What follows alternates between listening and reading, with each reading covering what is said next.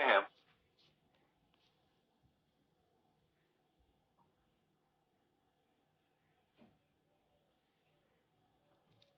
तेजस hand raise कर लो, unmute करेंगे, बतलाना last topic क्या पढ़ाया गया था।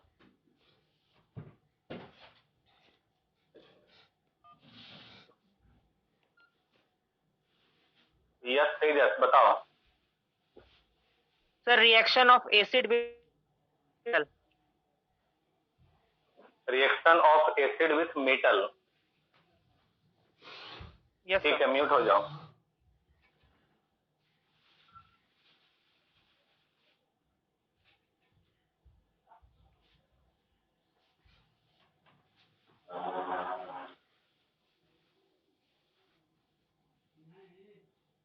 चलो, तो लास्ट तुम लोग को बतलाया गया था reaction of acid with metal.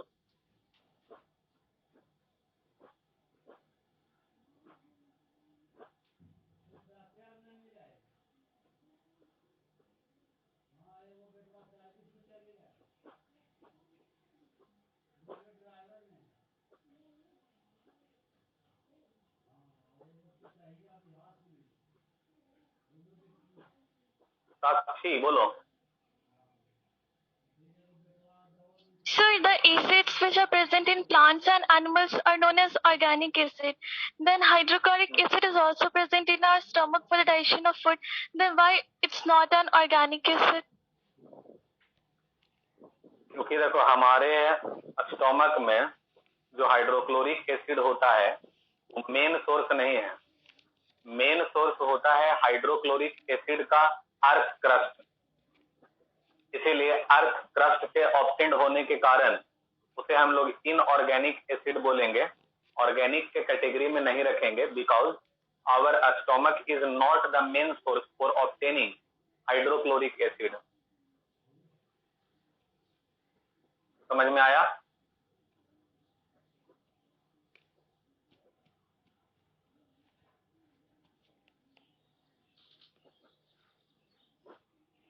चलो आगे बढ़ते हैं। हम लोग पढ़ रहे थे एसिड का रिएक्शन मेटल के साथ।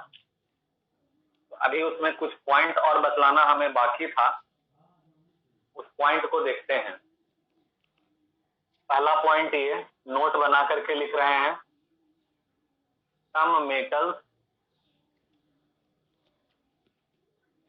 Like copper, mercury, silver, gold and platinum. Copper, mercury, silver, gold and platinum do not react with acid। ये सब जो मेटल लिखे हैं copper, mercury, silver, gold, platinum, generally ये सब एसिड से रिएक्शन नहीं करता है। हाँ तेजस, मुझे पता है कि शायद ये लिखा हुआ होगा, हम यहीं से स्टार्ट किए हैं क्योंकि इसके अलावा भी और कुछ चीज बताएंगे।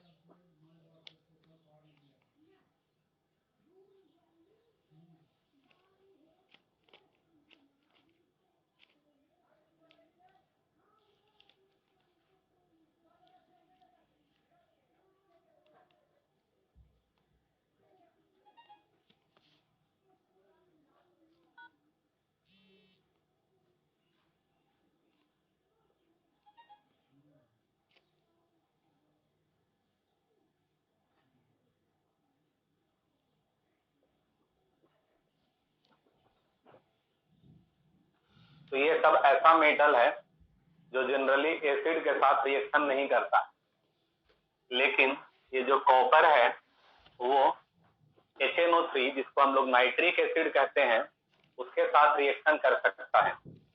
बट कॉपर प्लस HNO3 ये रिएक्शन करेगा और रिएक्शन करने के बाद बनाएगा CuNO3 का whole twice plus N2O plus H2O। बच्चों आप देख सकते हो कि इसमें हाइड्रोजन गैस नहीं बना है। तो क्वेश्चन इसमें एराइज होता है कि why does hydrogen gas not formed in the above reaction, ऊपर जो रिएक्शन लिखा हुआ है इस रिएक्शन में हाइड्रोजन गैस क्यों नहीं बना? तो बच्चों उसका जवाब ये होगा because HNO3 is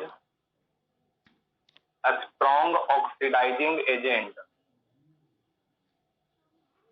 strong oxidising agent होने के कारण ये हाइड्रोजन गैस का नहीं बल्कि वाटर का फॉर्मेशन कर लेता है। हो सकता है आपको हम यहाँ तक पिछले क्लास तक बतलाए होंगे, अब यहाँ से आपको हम नया चीज बतलाने जा रहे हैं। इसी में और कुछ नया चीज के बारे में जानना है। देखिए और क्या है, नोट बना करके लिख रहे हैं बच्चों। एक एसिड होता है जिसे हम लोग बोलते हैं एक्वा रेजिया। तो एक्वा रेजिया एक ऐसा मिक्सचर ऑफ एसिड है, एक्वा रेजिया एक ऐसा मिक्सचर ऑफ एसिड है जो सभी मेटल के साथ रिएक्शन कर सकता है। कॉपर के साथ भी रिएक्शन करेगा, मर्क्यूरी के साथ भी, मतलब सब के साथ रिएक्शन करेगा।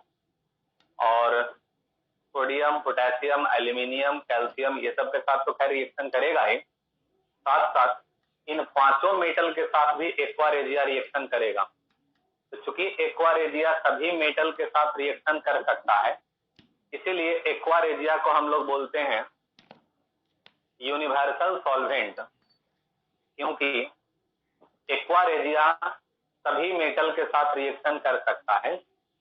इसीलिए एक्वा रेजिया को हम लोग यूनिवर्सल सॉल्वेंट कहते हैं। तो मैं इस चीज को यहां लिखने जा रहा हूं, एक्वा रेजिया। एक्वा रेजिया का मतलब होता है HNO3 प्लस 3HCl। 3 पार्टिकल लिया गया HCl का और 1 पार्टिकल लिया गया है HNO3 का, दोनों को मिला दिया गया, जो मिक्सचर ऑफ एसिड बनेगा that is called aqua regia. Can react with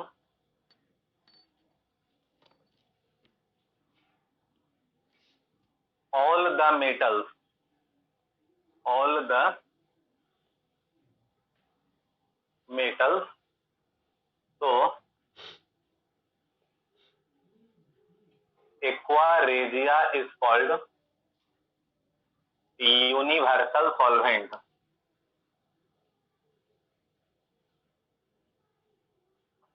ठीक है, एक और पॉइंट बतलाने जा रहे हैं, चेकिंग ऑफ हाइड्रोजन गैस।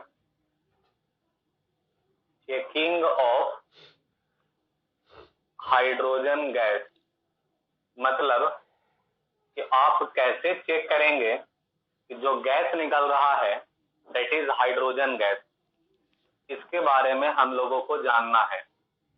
हम लोग ये चेक करना जान रहे हैं कि हाइड्रोजन गैस को कैसे हम लोग चेक करेंगे। तो बच्चों देखो, ये मान लो कि एक कंटेनर है, सपोज मान लो कि एक कंटेनर है और इस कंटेनर से मान लो कि हाइड्रोजन गैस निकल रहा है। ठीक, तो हम लोग एक बर्निंग कैंडल, मान लो कि एक कैंडल है, इस बर्निंग कैंडल को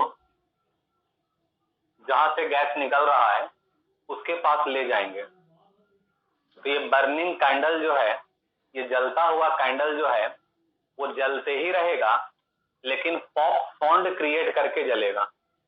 जलता हुआ कैंडल जलते ही रहेगा लेकिन पॉप साउंड क्रिएट करके जलेगा।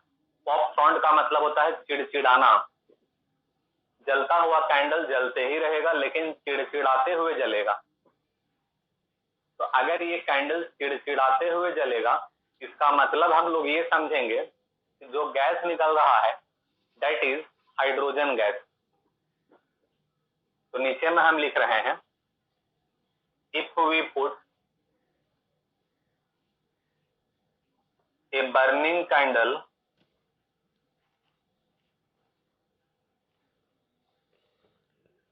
near the mouth of the container,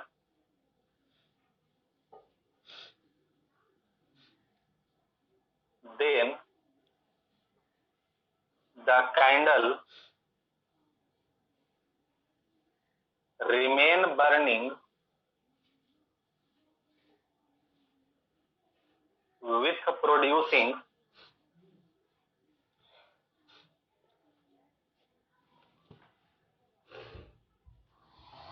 pop sound.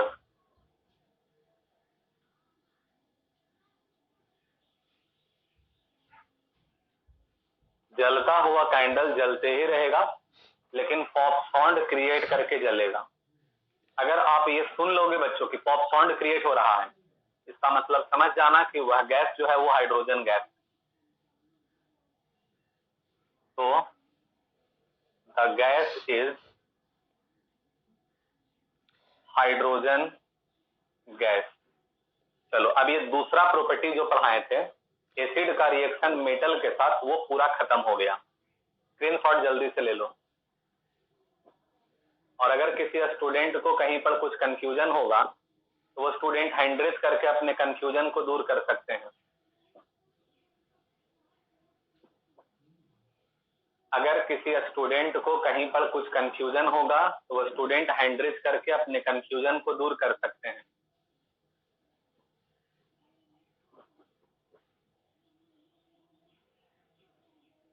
चलिए, किसी को लगता है कोई कंफ्यूजन नहीं है? उम्मीद करते हैं कि सभी लोग स्क्रीनशॉट ले चुके हैं। अब इसको इरेज करके थर्ड प्रॉपर्टी की ओर हम लोग चलते हैं। एक स्टूडेंट ने हैंड रेज किया है, मैं इनके कंफ्यूजन को दूर करता हूं। देवराज बोलो।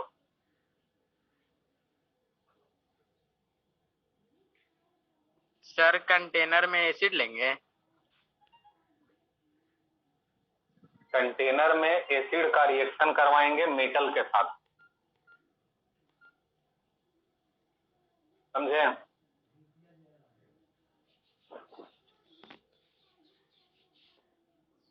देवराज समझा जी कंटेनर में क्या लेंगे?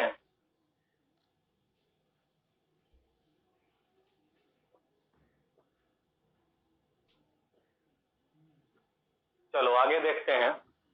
इसके बाद थर्ड प्रॉपर्टी पढ़ने जा रहे हैं, reaction of acid with metal carbonate.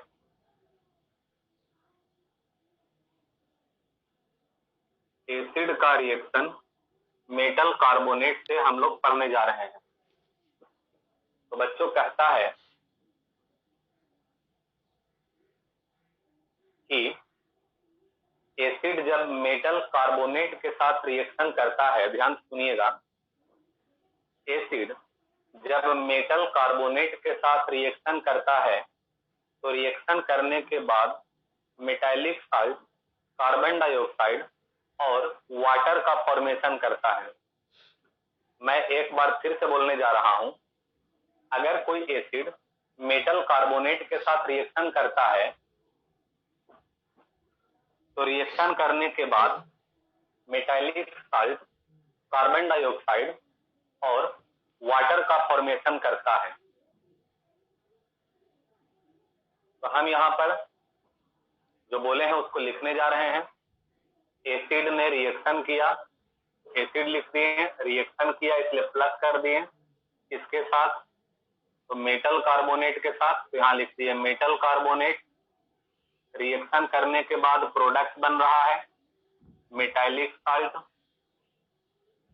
Metallic salt plus carbon dioxide, carbon dioxide plus water, ये रिएक्शन हो रहा है। एग्जाम्पल लिखने जा रहे हैं। एसिड के जगह पर एसिड का कोई एग्जाम्पल ले लो बच्चों। मान लो कि हम H2SO4 ले लिए, मेटल कार्बोनेट के जगह पर CaCO3 ले लो। देख लो मेटल और कार्बोनेट, मेटल कौन है? कैल्शियम, कैल्शियम के साथ देख लो कार्बोनेट है। इस कंपाउंड को हम लोग बोलेंगे मेटल कार्बोनेट, मतलब कैल्शियम का ये कार्बोनेट है। तो देखो ये रिएक्शन कैसे होगा, इस मेटल कार्बोनेट में पहले चूज कर लेना है कि मेटल कौन सा है। तो मेटल है इसमें कैल्शियम, तो ये कैल्शियम मेटल इस हाइड्रोजन को हटा देगा और इसके जगह पे खुद बैठ जाएगा। ये जो कैल्शियम मेटल यहाँ आपको दिख रहा है, ये कैल्शियम मेटल इस हाइड्रोजन को हटा देगा और यहाँ पर खुद आकर के कैल्शियम बैठ जाएगा। तो अगर हाइड्रोजन के जगह पर कैल्शियम आ गया तो बन जाएगा CaSO4 प्लस कार्बन डाइऑक्साइड मतलब CO2 प्लस वाटर मतलब H2O। ये हो गया एग्जाम्पल। नेक्स्ट हम एग्जाम्पल लिखने जा रहे हैं। एसिड के जगह पर कोई दूसरा एसिड ले लिया जाए, मान लो हम HCl ले लिए और मेटल कार्बोनेट के जगह पर कोई दूसरा मेटल का कार्बोनेट ले लेते हैं। तो मान लेते हैं कि सोडियम कार्बोनेट ले लें, तो सोडियम कार्बोनेट का फॉर्मूला हो जाएगा Na2CO3। इसमें मेटल कौन है, ये सोडियम। ये सोडियम मेटल जो है इस हाइड्रोजन को हटा देगा और यहाँ पर खुद बैठ जाएगा, तो बन जाएगा NaCl, और ये तो कॉमन है, सब में बनेगा ही। कार्बन डाइऑक्साइड मतलब CO2, वाटर मतलब H2O, सब में ये बनना तय है। अब सवाल उठता है कि हाइड्रोजन गैस को कैसे चेक करोगे। तो बच्चों ध्यान दो, जैसे आपको हम बतलाएं हाइड्रोजन गैस चेक करने का मेथड, उसी तरह से कार्बन डाइऑक्साइड को भी चेक करने का अपना एक अलग मेथड होता है। तो कार्बन डाइऑक्साइड को कैसे चेक करेंगे वो देखो। सबसे पहले हम लोग एक बर्निंग कैंडल ले जाएंगे। अगर वह बर्निंग कैंडल एक्सटिंग्विश हो जाएगा मतलब बुझ जाएगा, अगर वह जलता हुआ कैंडल अगर बुझ जाएगा, इसका मतलब ये समझना है कि जो गैस निकल रहा है that is carbon dioxide.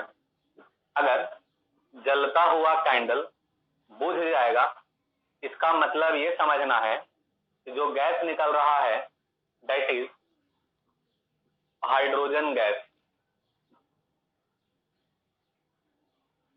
Sorry carbon dioxide gas. एक और तरीका होता है कि बर्निंग कैंडल को छोड़ करके हम लोग क्या करेंगे,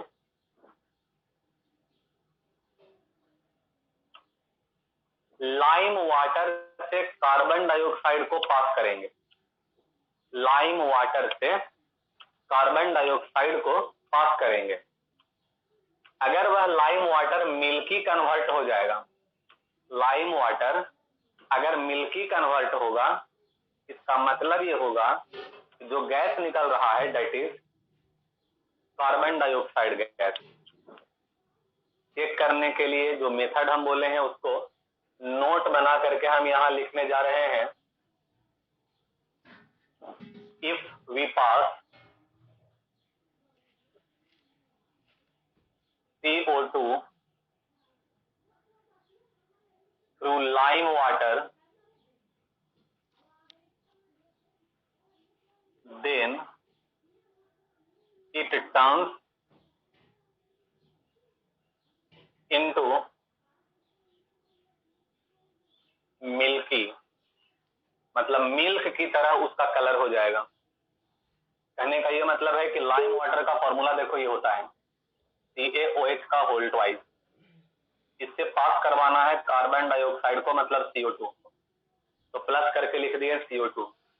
ये जब रिएक्शन करेगा तो बनाएगा CaCO3, कैल्शियम कार्बोनेट, CaCO3 बन गया और प्लस H2O बन जाएगा। इसी CaCO3 के कारण इसका जो कलर होगा वो कैसा कन्वर्ट हो जाएगा, मिल्की, मतलब मिल्क की तरह इसका कलर हो जाएगा। ठीक है, इसके बाद चौथा रिएक्शन की ओर चलते हैं। चौथा रिएक्शन है reaction of acid with metal bicarbonate.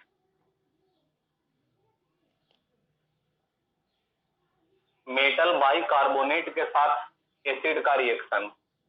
तो बच्चों रिएक्शन बिल्कुल वैसा ही होगा, कार्बोनेट की तरह ही। मेटल बाइकार्बोनेट भी मेटल कार्बोनेट की तरह ही रिएक्शन करेगा। कहने का मतलब ये हुआ कि अगर कोई एसिड रिएक्शन करता है मेटल बाइकार्बोनेट से। तो रिएक्शन करने के बाद बनाता है मेटालिक साल्ट, बिल्कुल ऊपर की तरह ही, plus carbon dioxide plus water. Example लिखते हैं। एसिड के जगह पर कोई एसिड का एग्जाम्पल ले लो, मान लो HCl ले लिए। मेटल बाइकार्बोनेट के जगह पर KHCO3 ले लिए। पोटेशियम बाइकार्बोनेट, इसमें भी वही काम करो बच्चों, चुन लो पहले कि मेटल कौन है। इसमें मेटल है ये पोटेशियम। ये पोटेशियम मेटल इस हाइड्रोजन को हटा देगा और यहाँ पर खुद बैठ जाएगा।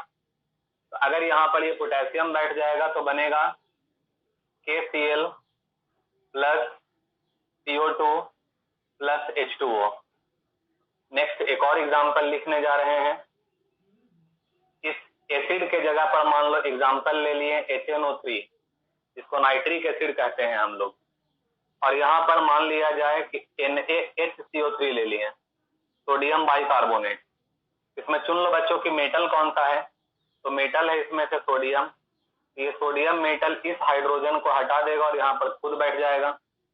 ये सोडियम मेटल यहाँ पर हाइड्रोजन को हटा करके खुद बैठ जाएगा, तो बन जाएगा NaNO3 plus CO2 plus H2O। उम्मीद करते हैं कि कहीं पर किसी को कोई कंफ्यूजन नहीं हो रहा होगा। जल्दी से सभी स्टूडेंट इसका स्क्रीनशॉट ले लो।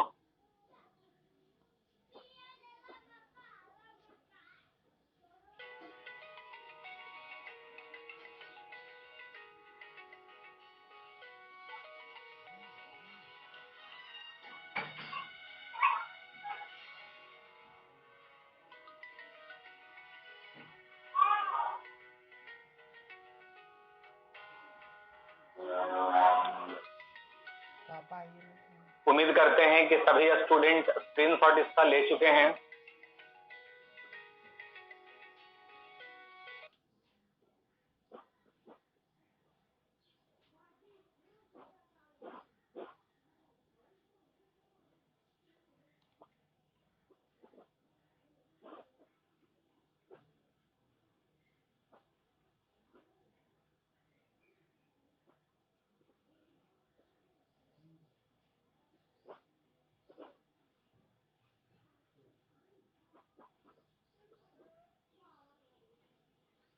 चलो तो इसको अब इरेज करके नेक्स्ट पॉइंट की ओर चलते हैं।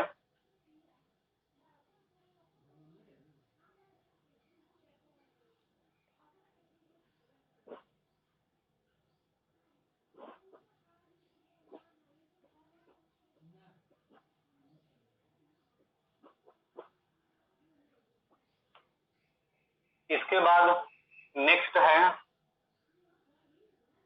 एसिड का रिएक्शन बेस के साथ। बच्चों 40 मिनट जब कनेक्ट होगा तो वीडियो अपने आप डिस्कनेक्ट हो जाएगा, तो आप फिर से मीटिंग आईडी और पासवर्ड डाल करके कनेक्ट हो जाइएगा,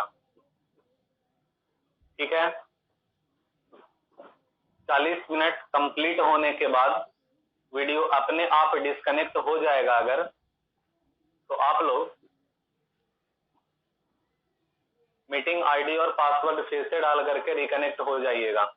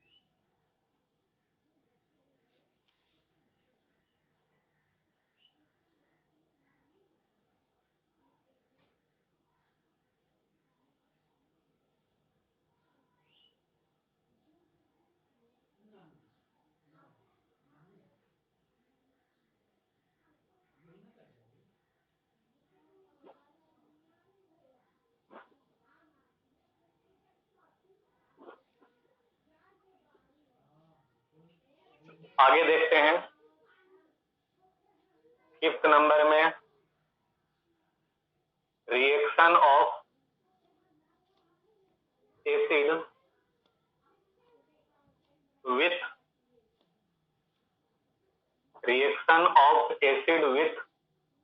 बेस।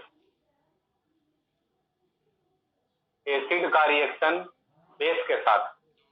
बच्चों अब 40 मिनट में डिस्कनेक्ट नहीं होगा, तो अब क्लास में बने रहिएगा, ठीक है। 40 मिनट के बाद डिस्कनेक्ट अब नहीं होगा, क्लास में बने रहिएगा। अगर मान लेते हैं डिस्कनेक्ट हो जाता है तो आप फिर से रिकनेक्ट हो जाइएगा मीटिंग आईडी और पासवर्ड डाल करके, ठीक है। तो कहता है reaction of acid with base में ये कि अगर कोई एसिड बेस के साथ रिएक्शन करता है तो रिएक्शन करने के बाद साल्ट और वाटर का फॉर्मेशन करता है। अगर कोई एसिड बेस के साथ रिएक्शन करता है तो रिएक्शन करने के बाद साल्ट और वाटर का फॉर्मेशन करता है, और इस प्रकार के रिएक्शन को हम लोग न्यूट्रलाइजेशन रिएक्शन कहते हैं। क्या कहते हैं बच्चों? Neutralisation reaction. जो हम बोले हैं उस चीज को यहां लिखते हैं। एसिड रिएक्शन किया बेस के साथ,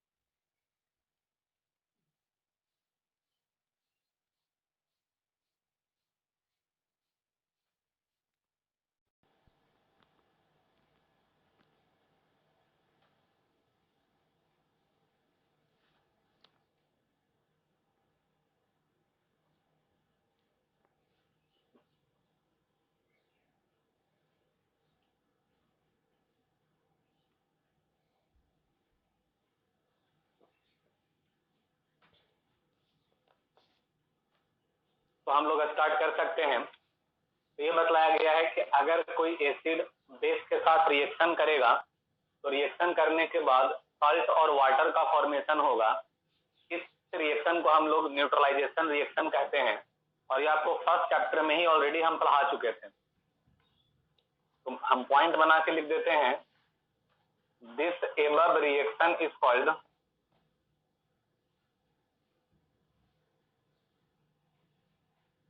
न्यूट्रलाइजेशन रिएक्शन।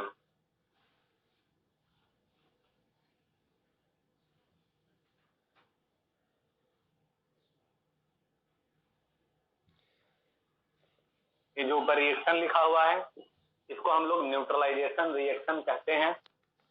एग्जाम्पल पे आते हैं। एसिड के जगह पर कोई एग्जाम्पल ले लिया गया, सपोज HCl। बेस के जगह पर कोई एग्जाम्पल ले लिए, मान लो NaOH। बच्चों देखो रिएक्शन कैसे करवाना है। इसमें से पहले चूज कर लो कि पॉजिटिव वैलेंसी किसके पास है। चूज कर लो कि NaOH में पॉजिटिव वैलेंसी किसके पास है। जवाब मिलेगा Na के पास। पॉजिटिव वैलेंसी किसके पास है? तो Na के पास। तो ये जो पॉजिटिव वैलेंसी है वो इस हाइड्रोजन को हटा देगा और यहाँ पर खुद जाकर के बैठ जाएगा। तो अगर Na इस H को हटा करके यहाँ बैठेगा तो बन जाएगा NaCl प्लस साइड प्रोडक्ट भी कॉमन है, H2O बनेगा ही बनेगा। ये बन गया H2O। नेक्स्ट एग्जांपल, अगला मान लो कोई एसिड ले लेते हैं, सपोज HNO3। इसका हम रिएक्शन एक बेस से करवा देते हैं, मान लो NH4OH से। ये एक बेस है। तो बच्चों इसमें से चूज करो कि पॉजिटिव रेडिकल कौन है। तो ये NH4 जो आपको लिखा हुआ दिख रहा है ये है पॉजिटिव रेडिकल। तो ये पॉजिटिव रेडिकल इस H को हटा देगा और यहाँ पर जाकर के खुद बैठ जाएगा। तो NH4 अगर इस H की जगह पे चला जाएगा तो बन जाएगा NH4 NO3 प्लस ये कॉमन है H2O। सवाल उठता है कि इसका नेम क्या होगा? तो बच्चों इसका नेम होगा अमोनियम नाइट्रेट। नेम क्या होगा बच्चों इसका? Ammonium nitrate. इसके बाद अगला है 6 नंबर, और समझ लो last property, last reaction acid में। एसिड का ये लास्ट रिएक्शन है। देखो इसमें क्या कहता है, reaction of acid with metal oxide. Metal oxide के साथ एसिड का रिएक्शन। बच्चों देखो ये जो आपको यहाँ पर मेटल ऑक्साइड दिख रहा है, ये जो आपको मेटल ऑक्साइड यहाँ दिख रहा है, ये metal oxide basic in nature होता है। क्या होगा ये? बेसिक इन नेचर, मतलब बेस की तरह इसका इस्तेमाल किया जाएगा। किसकी तरह?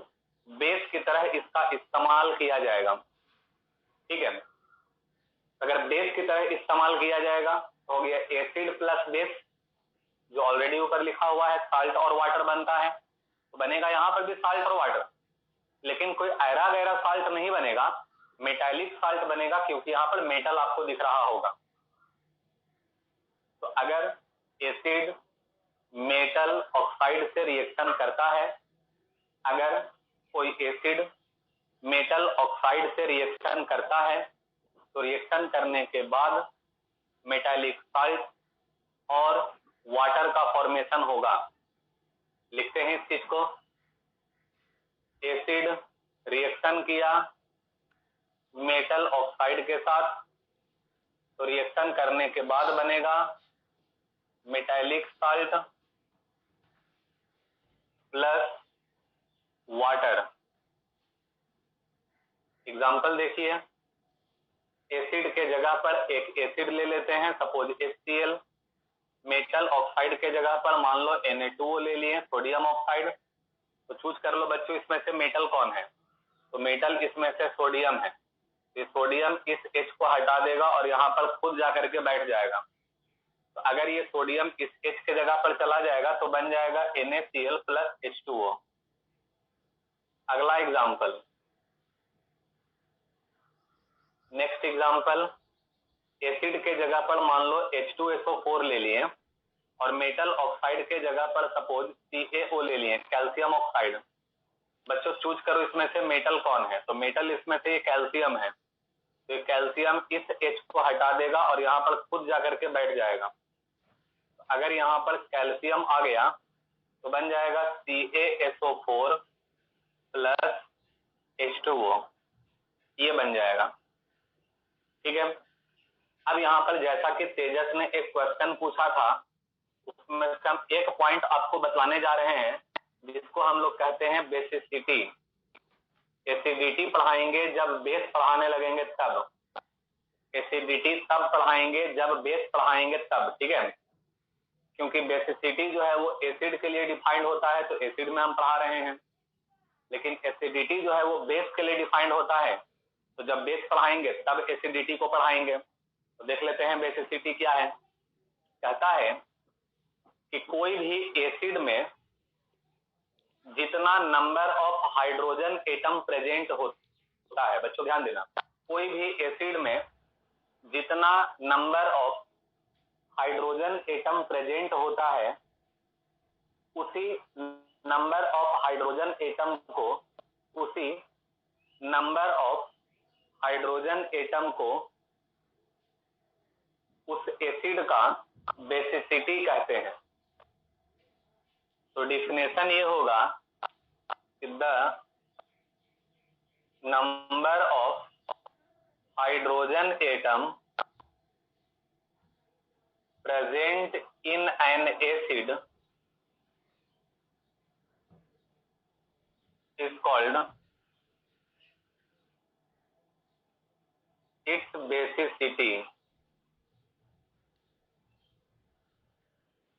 आइए एग्जाम्पल पर बात करते हैं। मान लेते हैं H2SO4 हम एग्जाम्पल लिख दिए हैं। बच्चों आपको इसमें कितना हाइड्रोजन एटम दिख रहा है? 2। इसीलिए इसका बेसिसिटी कितना होगा? 2 होगा। अगला एग्जाम्पल HCl है। कितना हाइड्रोजन एटम दिख रहा है बच्चों इसमें? 1 हाइड्रोजन एटम दिख रहा है। इसीलिए इसका बेसिसिटी कितना होगा? 1 होगा। ठीक है, चलो जल्दी से सभी लोग स्क्रीनशॉट ले लो। पूरा एसिड जो है वो खत्म हो चुका है। और अगर किसी स्टूडेंट को कहीं पर समझने में कुछ प्रॉब्लम लग रहा है तो वो स्टूडेंट हैंड रेज करके अपने कंफ्यूजन को, अपने प्रॉब्लम को दूर कर सकते हैं। लेकिन सबसे पहले सभी लोग स्क्रीनशॉट ले लो, और अगर किसी को कोई प्रॉब्लम है तो वो स्टूडेंट हैंड रेज करके अपने कंफ्यूजन को फिर दूर करना।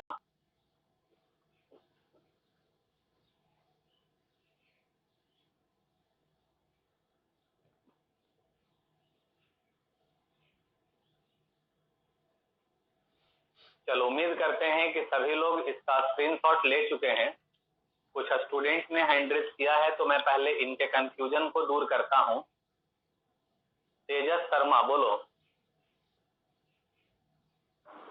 सर बेसिसिटी को ऐसे बोल सकते हैं, number of hydronium ion produced by one molecule of acid. ठीक है, ये भी सही है। हो सकता है ना सर डेफिनेशन ऐसा? हाँ बिल्कुल बिल्कुल बिल्कुल हो सकता है। Okay sir. म्यूट हो जाओ। साक्षी बोलो। So what is acid salt and basic salt? पढ़ाएंगे जब साल्ट पढ़ाएंगे ना तब। अभी एसिड ही तो पढ़ा रहे हैं। जब साल्ट पढ़ाएंगे ना तब बताएंगे एसिडिक साल्ट क्या होता है और बेसिक साल्ट क्या होता है, अभी नहीं। ठीक है, Okay. म्यूट हो जाओ और हैंड ऑन कर लो। रौनक बोलो। रौनक सर जैसे आप बताएं मेटल ऑक्साइड से एसिड का रिएक्शन करने पर ये होता है सर। तो अगर मेटल ऑक्साइड में Na2 लिए है, Na2O लिए है ना सर, तो Na की जगह अगर हम लोग कॉपर या फिर कोई वैसा मेटल रखेंगे जो हाइड्रोजन से कम रिएक्टिव है सर, तब ये होगा सर? नहीं होगा रिएक्शन तब। नहीं ना होगा सर ना, एक तरह का डिस्प्लेसमेंट रिएक्शन ना हो रहा है। Yes sir. डिस्प्लेसमेंट रिएक्शन तब होता है ना जब मोर रिएक्टिव रहेगा। रिएक्शन केस में नहीं होगा। अब एक आध एक्सेप्शन वैसा रहेगा तो फिर हो सकता है रिएक्शन। म्यूट हो जाओ और हैंड ऑन कर लो। चलो तो इस प्रकार से पूरा एसिड जो है वो खत्म हो गया है। अब एसिड खत्म करने के बाद अगला हम लोगों को टॉपिक है बेस। नेक्स्ट टॉपिक है बेस। तो चलो हम बेस को स्टार्ट कर देते हैं।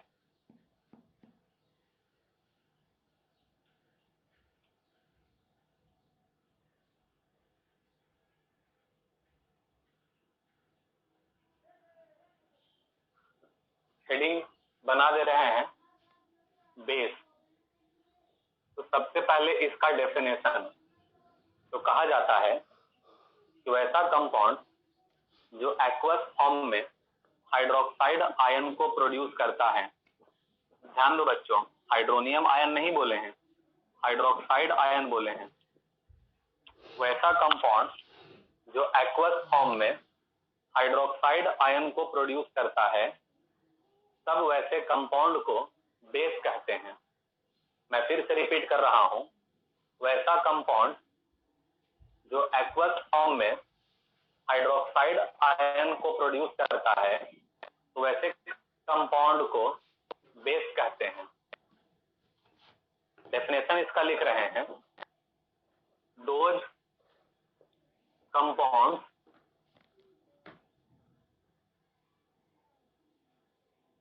which give hydroxide ion, hydroxide ion का मतलब होता है OH minus, which give hydroxide ion in the aqueous form.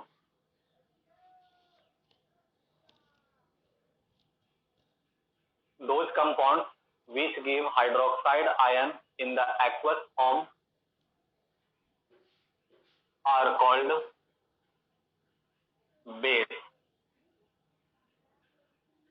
Example देखिए, मान लेते हैं कि हम लोग ले लिए NaOH एक्वस फॉर्म में, एग्जाम्पल ले लिए NaOH एक्वस फॉर्म में।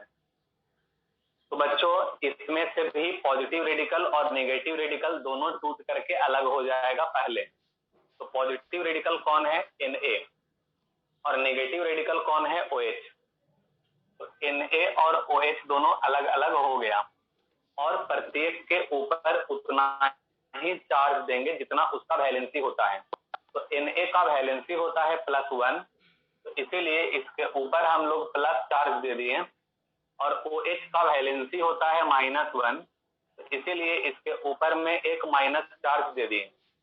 तो बच्चों ये जो OH माइनस आयन जो आपको दिख रहा है, इस OH माइनस आयन को हम लोग हाइड्रोक्साइड आयन बोलेंगे। तो क्योंकि एक्वस फॉर्म में हाइड्रोक्साइड आयन बन रहा है, इसीलिए इस कंपाउंड को हम लोग बेस कहेंगे। नेक्स्ट एग्जांपल, CaOH का होल ट्वाइस को एक्वस फॉर्म में ले लिए, तो बगल में AQ लिख दिए। जैसे ही इसको हम लोग एक्वस फॉर्म में लिए तो पॉजिटिव रेडिकल अलग हो जाएगा और नेगेटिव रेडिकल अलग हो जाएगा, मतलब Ca अलग हो गया तो Ca का Ca लिख दिए, और नेगेटिव रेडिकल अलग हो जाएगा मतलब OH का OH लिख दिए। ठीक है बच्चों, इस कैल्शियम का वैलेंसी होता है +2, इसीलिए इसके ऊपर में हम लोग +2 चार्ज दे दिए। OH का वैलेंसी होता है -1, इसीलिए OH के ऊपर हम लोग एक माइनस चार्ज दे दिए। बच्चों आप देख रहे हैं कि OH इसमें 2 है, इसीलिए बैलेंस करने के लिए आगे में यहाँ 2 लगाना होगा, उस तरीका से क्या होगा, ये बैलेंस हो जाएगा। तो यहाँ पर भी देखो ये हाइड्रोक्साइड आयन बन रहा है। कौन सा आयन ये बना? हाइड्रोक्साइड आयन बन गया ये, इसीलिए इस कंपाउंड को हम लोग क्या बोलेंगे? बेस कहेंगे। नेक्स्ट एग्जांपल, AlOH का होल थ्राइस एक्वस फॉर्म में। तो बच्चों अगर हम लोग AlOH का होल थ्राइस एक्वस फॉर्म में ले लेंगे तो Al टूट के अलग हो जाएगा और OH टूट करके अलग हो जाएगा। एल्यूमिनियम का वैलेंसी +3 होता है, तो इसीलिए इसके ऊपर में +3 चार्ज दे देंगे, और OH का वैलेंसी माइनस होता है, इसीलिए इसके ऊपर हम लोग एक माइनस चार्ज दे देंगे। तो देख रहे हैं कि OH यहाँ पर 3 वो है, तो आगे में 3 लिख देते हैं, वैसे बैलेंस हो जाएगा ये। तो यहाँ पर भी देखो बच्चों ये हाइड्रोक्साइड आयन को प्रोड्यूस किया। कौन सा आयन बना? ये हाइड्रोक्साइड आयन बन गया। इसीलिए ये जो कंपाउंड है AlOH का होल थ्राइस, इस कंपाउंड को हम लोग बेस कहेंगे। यही है बेस का डेफिनेशन। सभी स्टूडेंट जल्दी से स्क्रीनशॉट ले लें। जितने भी स्टूडेंट कनेक्टेड हैं वो जल्दी से इसका स्क्रीनशॉट ले लो।